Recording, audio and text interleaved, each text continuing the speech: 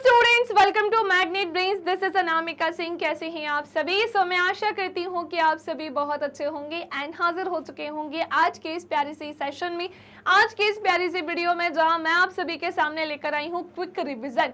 भाई हर चैप्टर की quick revision हम पढ़ रहे हैं, तो मैंने सोचा क्यों ना हम मेटल्स एंड नॉन मेटल्स का भी क्विक रिवीजन लेकर चलते हैं। पर यस, देखो ऐसी बात है कि ये चैप्टर ना वो वाले नहीं है कि हाँ ठीक है एक ही मैंने आपको 15 मिनट का वीडियो दे दिया और उसमें आपका सारे इंपॉर्टेंट टॉपिक्स आ जाएंगे। नहीं, ये मैं 2 पार्ट में आपके लिए लेकर आऊंगी, जहां पर हम 15-15 मिनट में से जितने इंपॉर्टेंट टॉपिक्स है वो जानेंगे। ठीक है, आज है इसका पार्ट 1, जहां पर जिसके लिए आपको वीडियो को पूरा एंड तक देखना होगा। मैं बहुत सारी इंपॉर्टेंट चीजें आपको पढ़ाऊंगी। मेटल एंड नॉन मेटल्स की अगर बात करें, सबसे पहले तो ये बताओ कि कैसे पहचान करोगे कि धातु क्या है, अधातु क्या है। चलो एक छोटी सी कहानी मैं तुम्हें बताती हूँ। एक्चुअली क्या होता है ना बच्चे, हमारी अर्थ, हमारी धरती पर क्या पाए जाते हैं, बहुत सारे एलिमेंट्स पाए जाते हैं। हिंदी में बच्चे जैसे हम क्या बोलते हैं, तत्व बोलते हैं। और ये तत्वों की कुल संख्या कितनी होती है? तत्वों की कुल संख्या होती है 118, जिसमें धातु, अधातु और क्या आती है बेटा, उपधातुएं आती हैं। ठीक है, अब बात आती है कि मैम हम कैसे पहचान करें कौन सी धातु है, कौन सी अधातु, कौन सी उपधातु। तो बेटा हमें इसके लिए सबसे पहले पढ़ना होगा इसकी फिजिकल प्रॉपर्टी, यानी कि हम इसके लिए सबसे पहले पढ़ेंगे इसके रासायनिक गुणधर्म, भौतिक गुणधर्म, केमिकल प्रॉपर्टीज, फिर हम बाद में पढ़ेंगे। सबसे पहले तो हम पढ़ेंगे फिजिकल प्रॉपर्टी, जिसके आधार पर हम धातु और अधातु में अंतर करेंगे। दो सुनो, जितने पॉइंट्स यहाँ पर लिखे हैं घोट लेना इसको। जैसे धातुएं कैसी होती हैं बच्चा, शाइनी होती हैं। धातुओं की एक प्रॉपर्टी होती है कि इनका सरफेस कैसा होता है, शाइनी, और नॉन मेटल्स में ऐसा नहीं होता। नॉन मेटल्स हर चीज में बुरे, मेटल्स हर चीज में अच्छे। इनमें क्या पाई जाती है भैया, चमक पाई जाती है। एंड वेरी इंपॉर्टेंट, सबसे ज्यादा चमकदार धातु क्या होती है बेटा, तो आप हमेशा आंसर क्या बताएंगे, वो होती है सिल्वर, जिसे हम क्या बोलते हैं, चांदी। एंड क्या होती है बेटा, गोल्ड, यानी कि सोना। ठीक है, ये एक्सेप्शन नहीं, एग्जाम्पल है। केमिस्ट्री में बहुत एक्सेप्शन मिलेंगे, मैं आपको बताऊंगी, लेकिन ये एग्जाम्पल है। नेक्स्ट आइएगा इसी के साथ, आघात वर्धनीयता। मैम ये आघात वर्धनीयता क्या है? भाई बोर्ड एग्जाम में पूछ लिया जाता है। तो सुनो, किसी भी धातु को हथौड़े से मारने पर, सुनना है ना, हथौड़े से मारने पर, हथौड़े से मारने पर पतली चादर में बदलने का गुण। क्या कहा मैंने? पतली चादर में बदलने का गुण ही क्या कहलाता है? बदलने का गुण ही कहलाता है आघात वर्धनीयता। और सबसे ज्यादा बच्चा आघात वर्धनीय धातु कौन सी होती है? आप लिख लेना, सोना और होती है बेटा चांदी। इनमें सबसे ज्यादा लचीलापन होता है, जिसके आधार पर इन्हें आसानी से क्या किया जा सकता है, पतली सी शीट में कन्वर्ट किया जा सकता है। और ध्यान से सुनो, सभी धातुएं तन्य होती हैं, जहां पर हम इसे पतली क्या कर सकते हैं बेटा, पतले से तार में बदल सकते हैं। क्लियर? पतले तार में बदल सकते हैं। ध्यान से सुनिएगा, इसका भी बेस्ट एग्जाम्पल क्या हो जाएगा, वो हो जाएगा सोना चांदी। क्लियर? इसमें हम क्या कर सकते हैं, उसकी फ्लेक्सिबिलिटी के अकॉर्डिंग, जो सबसे ज्यादा फ्लेक्सिबल सोना चांदी है, तो हम इसे क्या कर सकते हैं, थिन वायर में कन्वर्ट कर सकते हैं। इसी गुण को हम क्या कहते हैं, तन्यता। डन? चलो नेक्स्ट आ जाओ। फिर मैम और क्या बेटा, धातुएं ऊष्मा की अच्छी सूचालक होती है और इनका गलनांक भी कैसा होता है, उच्च होता है। इसी के साथ साथ धातुएं विद्युत की भी सूचालक होती हैं, यानी कि बेटा जो मेटल्स है ना, वो इलेक्ट्रिसिटी एंड हीट दोनों की ही क्या होती है भाई, गुड कंडक्टर होती है। और इनका गलनांक कैसा होता है, उच्च। इवन गलनांक ही नहीं, क्वथनांक भी उच्च होता है। ध्यान से सुनो, विद्युत की भी क्या होती है, सूचालक। हमारे यहाँ जो इलेक्ट्रिक वायर होते हैं ना, उनमें जनरली मेटल्स का ही यूज किया जाता है। पर सुनो सुनो सुनो सुनो, दोनों के ही एग्जाम्पल में फर्स्ट नंबर पे क्या आता है बेटा, सिल्वर। सेकंड नंबर पे क्या आता है बच्चे, कॉपर। एंड थर्ड नंबर पे क्या आता है, एल्यूमिनियम। लेकिन भाई सिल्वर बहुत महंगा है, तो हम घरों के बर्तनों में इसका प्रयोग नहीं करते हैं, है ना। और इसी के साथ साथ हम इलेक्ट्रिक वायर में भी इसका यूज नहीं कर सकते, क्योंकि बहुत महंगा है। पर अगर करेंगे तो इसमें खाना भी अच्छे से पकेगा और करंट का भी फ्लो इजीली होगा। भाई धातुओं में ध्वनिक का गुण होता है, मेटल्स को किसी सॉलिड सरफेस से टकराने पर एक साउंड प्रोड्यूस करती है। और धातुएं प्रायः कैसी होती है बच्चा, कठोर, लेकिन इसका ही एक्सेप्शन, यानी कि बच्चे क्या है, अपवाद। कुछ धातुएं बहुत ज्यादा सॉफ्ट होती है, जैसे सोडियम है, पोटेशियम है और क्या है बच्चे, लिथियम है। ठीक है, ये क्या होती है, काफी ज्यादा सॉफ्ट होती है। इसी के साथ धातुएं ठोस भी होती हैं, लेकिन इसका एक्सेप्शन ध्यान रखना, और वो क्या होगा, मरकरी यानी कि पारा। नेक्स्ट आते हैं, धातुएं हर चीज में बेस्ट लगी, धातुएं हर चीज में अच्छी लगी। अब आते हैं और धातुओं के भौतिक गुणधर्म की तरफ, इनमें चमक नहीं पाई जाती है। क्या बोला मैंने, इनमें चमक नहीं पाई जाती है, लेकिन इसका है अपवाद यानी कि एक्सेप्शन, और वो है भैया आयोडीन। एक ऐसा अपवाद है, हमेशा ध्यान रखना, इसमें चमक पाई जाती है। नेक्स्ट आ जाओ फटाफट से, ये बंगुर होती है भैया, टूटकर बिखरने का गुण है। क्या कहा बेटा मैंने, कि इनमें टूटकर बिखरने का गुण है। मैम इसका मतलब क्या होता है, अरे किसी सॉलिड, किसी हथौड़े से अगर हम इसे मारेंगे ना, मान लो ग्रेफाइट की एक पतली सी या मोटी सी शीट ली है, हथौड़े से हैमर से मारूंगे तो वो टूटकर क्या हो जाएगी, बिखर जाएगी।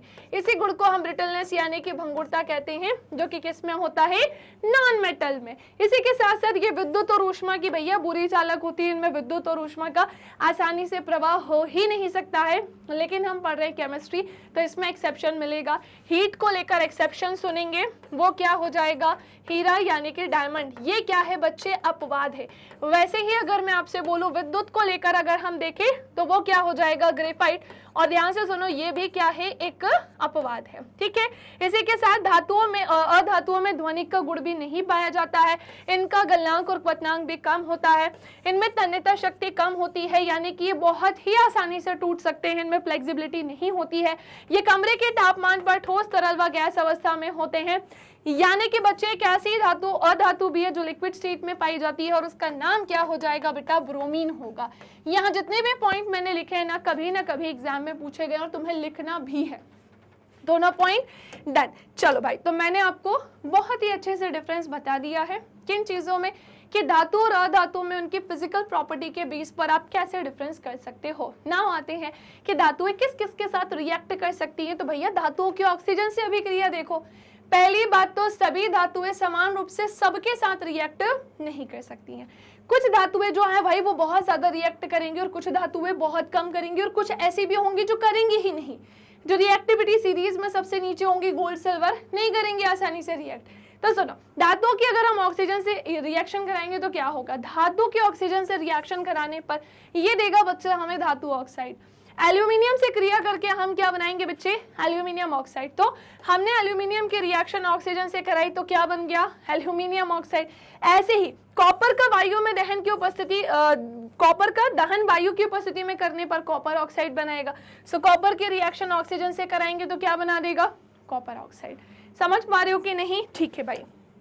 इसी के साथ कुछ एक्सेप्शनल केस भी है, इसमें अपवाद भी है। कुछ धात्विक ऑक्साइड बेटा एल्यूमिनियम ऑक्साइड हो गए, जिंक ऑक्साइड, ये अम्लीय तथा क्षारीय दोनों प्रकार के गुण प्रदर्शित करते हो। तुम्हारे पेपर में पूछा जाता है कि ये उभयधर्मी ऑक्साइड क्या होते हैं। सो बेटा ऐसे ऑक्साइड जो कि मेटल, जो कि अम्लीय और क्षारीय दोनों ही गुण प्रदर्शित करते हो, उसी को हम उभयधर्मी ऑक्साइड कहते हैं। जैसे एक एग्जाम्पल हम देखेंगे कि क्षारीय ऑक्साइड के रूप में अगर हम एल्यूमिनियम ऑक्साइड के रिएक्शन HCl से कराते हैं बच्चे हाइड्रोक्लोरिक एसिड, तो ये हमें क्या देगा, एल्यूमिनियम क्लोराइड देगा, और H2O वाटर भी हमें यहाँ से प्राप्त होगा। सो ये हमने एक एसिड के साथ देखा। अब हम इसे क्यों रिएक्शन एल्यूमिनियम ऑक्साइड के किससे करा देते हैं बच्चे, हम करा देते हैं सोडियम हाइड्रोक्साइड से। सो ये हमें क्या देगा, सोडियम एल्यूमिनेट और H2O वाटर देगा। ठीक है, चलो इसी के साथ नेक्स्ट आ जाओ। मैम क्या धातुओं की जल से अभिक्रिया हो सकती है क्या, जी हाँ बिल्कुल हो सकती है। मेटल्स ऑक्सीजन के साथ रिएक्ट करते हैं, लेकिन एक्सेप्शनल केस मैंने आपको बताया, उसी तरह से धातुओं की जल के साथ अभिक्रिया हो सकती है, पर सभी इक्वली नहीं होंगे। जैसे हमने देखा कि धातुएं आघातवर्धनीय है, सभी समान रूप से क्या नहीं, कुछ कैसी होंगी, ज्यादा अच्छे से फ्लेक्सिबिलिटी होगी उसमें, तो सबसे ज्यादा आघातवर्धनीय होंगी, लेकिन सब नहीं होंगी। जहां पे एक आयरन की अगर मैं गोल्ड से कंपैरिजन करती हूँ तो गोल्ड में सबसे ज्यादा फ्लेक्सिबिलिटी है, आयरन में उतनी फ्लेक्सिबिलिटी नहीं होगी। सो धातुओं की जल से अभिक्रिया, धातु जल के साथ अभिक्रिया करते हैं तो धातु ऑक्साइड बनाते हैं और हाइड्रोजन गैस यहाँ से प्रोड्यूस होती है। धातु ऑक्साइड जल के साथ अभिक्रिया करते हैं तो धातु हाइड्रोक्साइड बनती है। क्लियर। अब बात ये आती है कि सोडियम और पोटेशियम जो कि हाईली रिएक्टिव मेटल है, इतने ज्यादा रिएक्टिव होते, इतने ज्यादा कि हम इसे खुले में नहीं रख सकते। क्यों, क्योंकि ये कैसे होते हैं, हाईली रिएक्टिव, ये रिएक्ट कर जाते हैं, इसीलिए हम इसे कैरोसिन ऑयल में डुबोकर रखते हैं। सोडियम तथा पोटेशियम धातुएं ठंडे जल के साथ तीव्रता से अभिक्रिया दर्शाती हैं। इनकी अभिक्रिया से धातु हाइड्रोक्साइड तथा हाइड्रोजन गैस निर्मित होती है। यह क्रिया इतनी तेजी से होती है कि उत्पन्न ऊष्मीय ऊर्जा द्वारा निर्मित हाइड्रोजन गैस जलने लगती है। तो हमने देखा कि धातु में हम क्या ले सकते हैं, चाहे सोडियम हो पोटेशियम।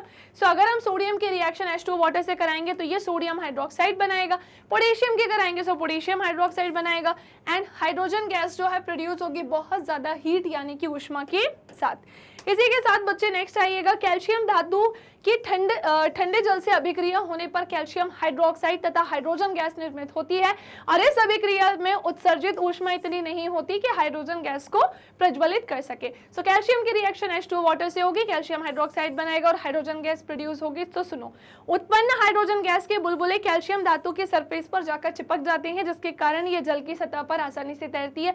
पूछा जाता है कि जल की सतह पर क्यों तैरती है, सो वो भी मैंने उसका भी यहाँ पर क्या बता दिया बच्चे, आपको रीजन बता दिया। ठीक है, चलिए अब बात आती है कि आयरन, एल्यूमिनियम आदि धातुएं भाप से क्रिया करके उनके ऑक्साइड तथा हाइड्रोजन गैस निर्मित करती है। सो आयरन की रिएक्शन अगर हम H2O से करते हैं जो कि गैसियस फॉर्म में होगा अपने, है ना, तो हमने क्या देखा भाप के फॉर्म में, तो ये क्या देगा बच्चे, सो ये बनाएगा आयरन ऑक्साइड, एंड इसी के साथ हाइड्रोजन गैस यहाँ पर क्या होगी प्रोड्यूस। ध्यान से सुनना, ये क्या बनाएगा आयरन ऑक्साइड।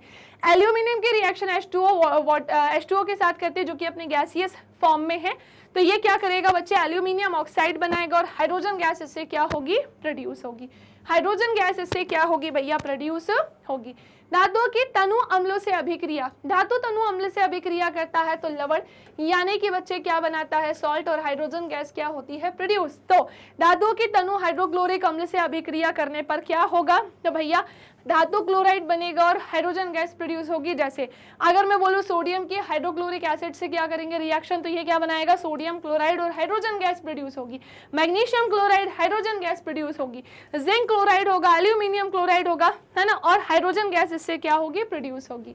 जैसे ध्यान से सुनो, सोडियम की एचसीएल से रिएक्शन, तो मैंने अभी बताया कि सोडियम क्लोराइड बनाएगा, हाइड्रोजन गैस प्रोड्यूस होगी। और हाँ, कॉपर, सिल्वर तथा गोल्ड की कम सक्रियता के कारण ये तनु अम्लों के प्रति कोई क्रिया नहीं करती हैं।